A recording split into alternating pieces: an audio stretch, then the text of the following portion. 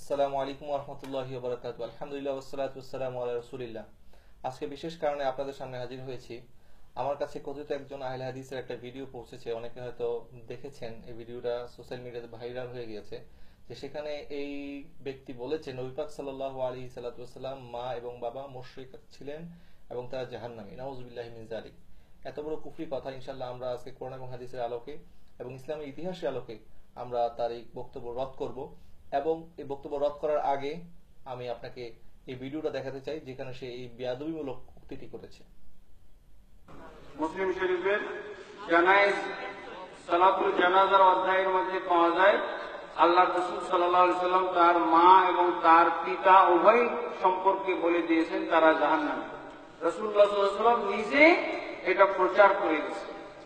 রাসূলুল্লাহ সাল্লাল্লাহু আলাইহি সাল্লাম এক হাদিসে বলছেন, আমি আমার মায়ের কবরের কাছে গেলাম, কবরের কাছে গিয়ে আল্লাহর কাছে অনুমতি চাইলাম, আল্লাহ আমার মায়ের জন্য ইস্তেগফার করব।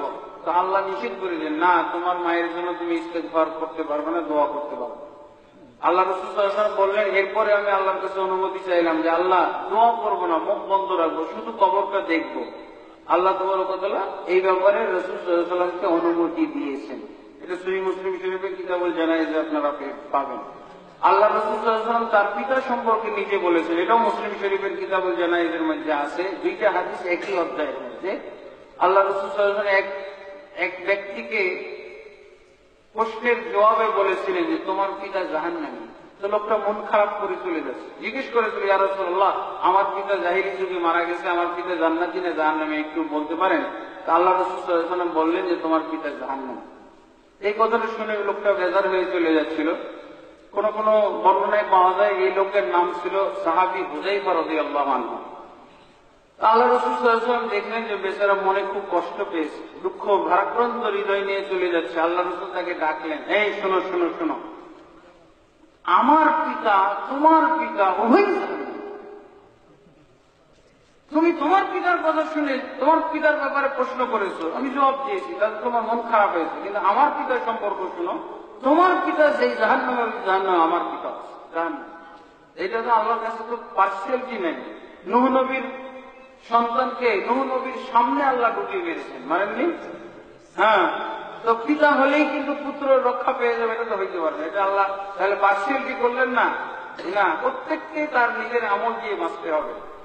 আপনারা শুনলেন যে সে কিভাবে নবী পাক সাল্লাল্লাহু আলাইহি সাল্লামের মা এবং বাবাকে মুশরিক এবং জাহান্নামী বলেছে। এবং তার পাশে যে ব্যক্তিটি বসা ছিল, যখন নবী সাল্লাল্লাহু আলাইহি সাল্লামের বাবাকে জাহান্নামী বলা হলো, সে কিভাবে মুচকে আসলো? একজন ইমানদারের অন্তরে এতটুকু এতটুকু মনে হলো না যে আমি নবী পাক সাল্লাল্লাহু আলাইহি সাল্লামের বাবা এবং মাকে নিয়ে এই কটূক্তি করার আগে আমাকে কোরআন এবং হাদিস সম্পর্কে আরেকটু ইলম অর্জন করা দরকার ছিল? তাদের কি এই কথাটা মনে হলো না? এবং কোরআন এবং হাদিসে এবং অন্যান্য উলামায়ে আহলে সুন্নাত, উলামায়ে কেরামরা এই বিষয়ে তাফসীর ভাবে বিশ্লেষণ ধর্মী অনেক আলোচনা, অনেক কিতাব তারা রচনা করেছে। সেই কিতাবগুলি কি তার দেখে নেওয়া উচিত ছিল না? সে সুন্দর করে অর্থ করে দিল বুখারী মুসলিম শরীফের দুইটা হাদিস, যেটা অপব্যাখ্যা করা হয়েছে। আমরা তার এই অপব্যাখ্যার জবাব শুনবো এবং তার বক্তব্যের জবাব শোনার আগে আমি আপনাদের কাছে একটি প্রশ্ন রাখতে চাই। হযরত ঈসা আলাইহিস সালাতু ওয়াস সালাম উনি চলে যাওয়ার পরে নবী সাল্লাল্লাহু আলাইহি ওয়াসাল্লাম পর্যন্ত 500 বছর কোন নবী এবং রাসূল দুনিয়াতে আসেনি। তাহলে এই 500 বছর যারা ওই সময় ছিল, অধিবাসী যারা ছিল, দুনিয়ার অধিবাসী, তারা সবাই কি মুশরিক ছিল? সবাই কি জাহান্নামী? আর আল্লাহ সুবহানাহু ওয়া তাআলা কোন নবী এবং রাসূলকে তাদের কাছে না পাঠিয়ে, কোন সতর্কবাণী না দিয়ে তাদেরকে ডাইরেক্ট জাহান্নামে দিয়ে দিবেন, তাদেরকে মুশরিক করে ফেলবেন? এত বড় জুলুম তো আল্লাহ সুবহানাহু ওয়া তাআলা তার বান্দাদের উপরে করতে পারেন না, করেন না। তো আল্লাহ সুবহানাহু ওয়া তাআলা অন্যান্য আয়াতে পাকের মধ্যে তাদের সম্পর্কে কি বলা হয়েছে, আসেন আমরা সেটা আগে শুনে নেই। ওয়ামা কুননা আউযু বিল্লাহি মিনাশ শাইতানির রাজীম। আল্লাহ সুবহানাহু ওয়া তাআলা সূরা ইসরা 15 নম্বর আয়াতের মধ্যে বলেন, আউযু বিল্লাহি মিনাশ শাইতানির রাজীম, ওয়ামা কুননা মুআযযিবিনা হাত্তা নাবআসা রাসূলা। যতক্ষণ পর্যন্ত আমি তাদের কাছে রাসূল না পাঠাই, ততক্ষণ পর্যন্ত আমি আমার আযাব তাদেরকে দেই না। আল্লাহ সুবহানাহু ওয়া তাআলা আর বলেন, ওয়ামা আহলাকনা মিন ক্বরিয়াতিন ইল্লা লাহা মুনজিরুন। আমি যতক্ষণ পর্যন্ত কোন মুনজিরিন, সতর্কবাণী না পাঠাই, ততক্ষণ পর্যন্ত আমি ওই বস্তিকে ধ্বংস করি না। আল্লাহ সুবহানাহু ওয়া তাআলা বলেন, রাসূলাম মুবাশশিরিনা ওয়া মুনজিরিনা লিআল্লা ইয়াকুনা লিন-নাসি আলাল্লাহি হুজ্জাতুন বা'দার রাসূলি ওয়া কানা আল্লাহু আজিজান হাকীমা। তো এই সমস্ত আয়াতে কারিমা থেকে আহলে সুন্নাত ওয়াল জামাতের আকীদা এবং বিশ্বাস হচ্ছে, যতক্ষণ পর্যন্ত যে ক্যারিয়াতে, যে বস্তিতে, যে এলাকাতে নবী এবং রাসূলের দাওয়াত নিয়ে না গেছেন, ততক্ষণ পর্যন্ত আল্লাহ সুবহানাহু ওয়া তাআলা ওই করিয়া, ওই গ্রাম, ওই বস্তিকে আল্লাহ সুবহানাহু ওয়া তাআলা আযাব দিবেন না।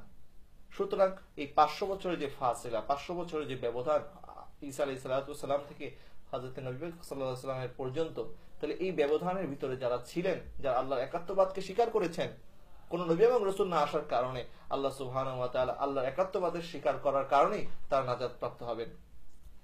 এবার আসেন নবী সাল্লাল্লাহু আলাইহি সালামের বাবা এবং মা সম্পর্কে। যারা হুজুর পাক সাল্লাল্লাহু আলাইহি ওয়াসাল্লামের বাবা এবং মাকে মুশরিকা বলেন, তাদের কাছে আমি এই আয়াতে কারিমা, কোরআনুল কারীমের আয়াতে কারিমা পেশ করতে চাই। আল্লাহ সুবহানাহু ওয়া তাআলা বলেন, তাকাল্লুবাকা ফিস সাজিদিন। আল্লাহ সুবহানাহু ওয়া তাআলা বলেন, আমি তোমাকে গ্রহণ করেছি, অর্থাৎ নবী সাল্লাল্লাহু আলাইহি ওয়াসাল্লামকে গ্রহণ করেছি সাজিদিনদের মধ্য থেকে। এই বিষয়ে হযরত ইবনে আব্বাস রাদিয়াল্লাহু তাআলা আনহু ওনার ব্যাখ্যা কি? উনি এই ব্যাখ্যা করছেন হযরতে ইমাম কুরতুবী রাদিয়াল্লাহু তাআলা রাহমাতুল্লাহি আলাইহি তার কুরতুবী শরীফের ভিতরে, আমার কাছে কুরতুবী শরীফে আছে, আপনারা দেখতে পাচ্ছেন এই কুরতুবী শরীফ। এই কুরতুবী শরীফের ভিতরে হযরত ইবনে আব্বাস রাদিয়াল্লাহু তাআলা আনহু এই কলটা নকল করেছেন। উনি বলছেন ওয়া তাকাব্বুলাকা ফিস সাজিদিন, অর্থাৎ ফিল মুসাল্লিন। সাজিদিন মানে মুসাল্লিন, যারা সিজদাকারী তারাই তো নামাজি। অর্থাৎ আল্লাহ সুবহানাহু ওয়া তাআলা তার প্রিয় হাবিব সাল্লাল্লাহু আলাইহি ওয়াসাল্লামকে নামাজীদের মধ্য থেকে বেছে নিয়ে, নামাজীদের মধ্য থেকে পরিভ্রমণ করিয়েছেন। এবং এই ব্যাখ্যায় হযরত ইবনে আব্বাস রাদিয়াল্লাহু আনহু বলেন, আইফি আসলাবিল আবাই আদম ওয়া নূহ ওয়া ইব্রাহিম হাত্তা আখরাজান নাবিয়ান, অর্থাৎ আদম আলাইহিস সালাম, ইব্রাহিম আলাইহিস সালাম, নূহ আলাইহিস সালাম থেকে শুরু করে নবী পাক সাল্লাল্লাহু আলাইহি ওয়াসাল্লাম পর্যন্ত, নবী পাক সাল্লাল্লাহু আলাইহি ওয়াসাল্লাম যাদের ঔরসে ছিলেন প্রত্যেকেই সিজদাকারী ছিলেন, প্রত্যেকেই নামাজি ছিলেন, এর মধ্যে কোনো সন্দেহ নাই। তাহলে যারা হযরতে রাইসুল মুফাসসিরিন হযরত ইবনে আব্বাস রাদিয়াল্লাহু তাআলা এই কলটা জানার পরেও যারা স্বীকার করতে চায় না, তাদেরকে আমরা কি বলতে পারি? উনি যেখানে বলছেন যে হুজুর সাল্লামের বাবা এবং মা থেকে শুরু করে আদম আলাইহিস সালাম পর্যন্ত হুজুর সাল্লাম যাদের ঔরসে ছিলেন প্রত্যেকেই সিজদাকারী ছিলেন এবং প্রত্যেকেই নামাজি ছিলেন। এই ব্যাপারে হযরতে নবী পাক সাল্লাল্লাহু আলাইহি ওয়াসাল্লাম নিজে কি বলেছেন? নবী পাক সাল্লাল্লাহু আলাইহি ওয়াসাল্লাম বলেন, ইন্নাল্লাহ আস্তাফা মিন ওয়ালাদ ইব্রাহিম ইসমাঈল ওয়াস্তাফা মিন ওয়ালাদ ইসমাঈল মানে কিনানা ওয়াস্তাফা মিন বনি কিনানা কুরাইশান ওয়াস্তাফা মিন কুরাইশ বনি হাশিম ওয়াস্তাফা মিন বনি হাশিম। মুসলিম শরীফের হাদিস, আমার কাছে মুসলিম শরীফ আছে। এই মুসলিম শরীফের ভিতরে আল্লাহ প্রিয় হাবিব সাল্লাল্লাহু আলাইহি ওয়াসাল্লাম এই হাদিস শরীফটা বর্ণনা করেছেন। নবী সাল্লাল্লাহু আলাইহি ওয়াসাল্লাম বলেন, আল্লাহ সুবহানাহু ওয়া তাআলা আমাকে ইব্রাহিমের বংশে, ইসমাঈলের বংশে এবং ইসমাঈল থেকে বনি কিনানার মধ্যে, বনি কিনানা থেকে কুরাইশদের বংশে, কুরাইশ থেকে বনি হাশিমের মধ্যে আমাকে অবতীর্ণ করেছেন। তাহলে বোঝা গেল হুজুর পাক সাল্লাল্লাহু আলাইহি ওয়াসাল্লাম হচ্ছেন হযরত ইব্রাহিম আলাইহিস সালামের দোয়ার ফসল। হযরত ইব্রাহিম আলাইহিস সালাম আল্লাহ সুবহানাহু ওয়া তাআলার কাছে কি দোয়া করেছিলেন? আল্লাহ সুবহানাহু ওয়া তাআলার কাছে দোয়া করেছিলেন, রব্বানা ওয়াজআলনা মুসলিমাইন লাকা ওয়া মিন যুররিয়াতিনা, হে আল্লাহ, আমার এবং আমার বংশের মধ্যে উম্মতের মুসলমান মধ্যে তুমি অটল রাখিও। তাহলে আল্লাহ সুবহানাহু ওয়া তাআলা এই যে হযরত ইব্রাহিম আলাইহিস সালামের দোয়ার ওই অংশটাকে কোরআনের অংশ বানিয়েছেন, কোরআনে আয়াত বানিয়েছেন, তাহলে কি আল্লাহ সুবহানাহু ওয়া তাআলা তার প্রিয় হাবিব তার প্রিয় খলিলের এই দোয়া কবুল করেননি? অবশ্যই কবুল করেছেন। এবং হযরত ইব্রাহিম আলাইহিস সালামের বংশধরদের থেকে একটা তবকা সব সময় মিল্লাতে ইব্রাহিমের উপরে ছিল এবং তারা মুসলমান ছিল। এই দোয়া থেকে সেটাই প্রমাণ হয়। এবং সেই তবকাটা কোনটা ছিল? যেটা হযরত ইব্রাহিম আলাইহিস সালাম থেকে ইসমাঈল আলাইহিস সালাম হয়ে হযরতে বাবা আব্দুল্লাহ রাদিয়াল্লাহু তাআলা পর্যন্ত পৌঁছেছে। সেটাই ছিল হযরত ইব্রাহিম আলাইহিস সালামের দোয়া এবং সেই দোয়ার ফসল হচ্ছে আমাদের প্রিয় নবী সাল্লাল্লাহু তাআলা আলাইহি ওয়াসাল্লাম। এবার আসেন ইবনে কাসীরের আল বিদায়া ওয়ান নিহায়া, এই গ্রন্থের ভিতরে আল বিদায়া ওয়ান নিহায়ার ভিতরে একটি হাদিস শরীফ উনি নকল করেছেন, যে হাদিস শরীফটা ইমাম বাইহাকি তার কুবরার মধ্যে এবং আবু নুয়াইম তার দালাইলের মধ্যে নকল করেছেন, রওয়ায়াত করেছেন। নবী সাল্লাল্লাহু আলাইহি ওয়াসাল্লাম বলেন, মা ওয়ালাদানি ফি নিকাহি আহলিল জাহিলিয়া শাইয়ান, আমার মা এবং বাবার বিবাহ জাহেলি যুগের কিছুই ছিল না। ওয়া মা ওয়ালাদানি ইল্লা নিকাহিল ইসলাম, আমার বাবা এবং মার বিবাহ ইসলাম মোতাবেক হয়েছে, ইসলামের শরীয়ত মোতাবেক হয়েছে। নবী স্পষ্ট হাদিস। তাহলে হুজুর সাল্লাল্লাহু আলাইহি ওয়াসাল্লামের বাবা এবং মা যদি ইসলাম সম্মত হয়ে নিকাহ করে থাকেন, বিবাহ বন্ধনে আবদ্ধ হয়ে থাকেন, তাহলে ওনারা মুসলিম ছিলেন না, এই কথা বলার কোনো যুক্তি আসে না। আরেক জায়গায় আছে, ক্বালা মুহাম্মদ বিন সাআদ আখরাজানা হামাদ বিন মুহাম্মদ আল কলবি আন আবিহি ক্বালা কাতাতু লিন-নবী সাল্লাল্লাহু আলাইহি ওয়াসাল্লাম 500 উম্মুন। উনি বলছেন, হযরতে হিশাম বিন মুহাম্মদ কলবি বলছেন তার বাবা থেকে, তার বাবা বলেন, আমি নবী পাক সাল্লাল্লাহু আলাইহি ওয়াসাল্লামের পূর্ববর্তী 500 মার তালিকা করেছি। 500 মা, অর্থাৎ নবী ইসলামের মা, তার মা, তার মা, তার মা, এইভাবে 500 মার তালিকা তিনি করেছেন। এবং উনি বলছেন, ফামা ওয়াজাদতু ফিহিন্না সিফাহান ওয়ালা শাইয়ান মিম্মা কানা আমরিল জাহিলিয়া, আমি তাদের মধ্যে কোনো অসতীত্বের কিছু দেখিনি এবং জাহিলি যুগের কোনো আলামত আমি পাইনি। জাহিলি মানে হচ্ছে কুফর শিরিক। কুফর এবং শিরিক পতিত হয়েছে এই 500 মার মধ্যে আমি কাউকেই পাইনি যারা জাহিলি যুগের এই কুফর এবং শিরিকে পতিত হয়েছে। তার মানে বোঝা গেল নবী পাক সাল্লাল্লাহু আলাইহি সাল্লামের মা উনি আবেদা ছিলেন, সালেহা ছিলেন, উনি জাহিলি যুগের সেই কুফর এবং শিরিক থেকে মুক্ত ছিলেন। আরেকটি হাদিস নবী পাক সাল্লাল্লাহু আলাইহি ওয়াসাল্লামের সরাসরি নবী সাল্লাল্লাহু আলাইহি ওয়াসাল্লাম বলছেন, এবং এই হাদিস শরীফটা তিরমিজি শরীফের হাদিস। আমার কাছে তিরমিজি শরীফ আছে, এই তিরমিজি শরীফ থেকে আমি এই হাদিস শরীফটা আপনাদেরকে শোনাতে চাই। নবী সাল্লাল্লাহু আলাইহি ওয়াসাল্লাম বলেন, ইন্নাল্লাহা খালাকাল খালকা ফাজআলানি মিন খায়রিহিম মিন খায়রিন কারনিহিম সুম্মা তাখায়্যাল কাবাইর ফাজআলানি মিন খায়রিল কাবিলাতিন সুম্মা খায়্যাল বুয়ুতা ফাজআলানি মিন খায়রিল বুয়ুতাহুম ফাআনা খায়রুহুম নাফসান ওয়া খায়রুহুম বাইতান।